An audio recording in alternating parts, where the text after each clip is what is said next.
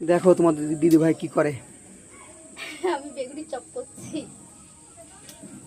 এই তো কত বড় বেগুন, এটা কিন্তু আমার গাছের বেগুন। হ্যাঁ, আমি লাগিয়েছিলাম এই গাছগুলো।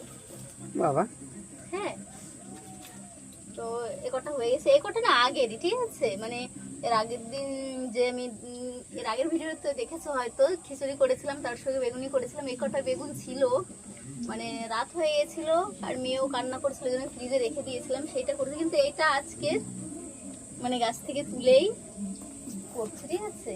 বৃষ্টি হলেই মনে হয় কি খাই কি একটু ভাজা পোড়া খেতে ইচ্ছা করে, ছেলেও বায়না করছিল, এই জন্য করছি।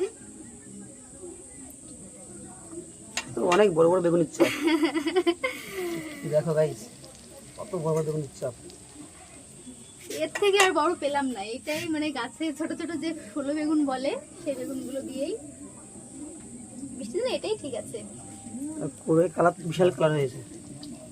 এটা মানে উনুনে রান্না করতে করতে এরকম হয়ে গেছে, কিন্তু গ্যাসেরটা আলাদা, ঠিক আছে। তো হয়ে গেছে, চলো টাটা রেখে দিলাম, দেখা হবে নেক্সট ভিডিওয়, বাই।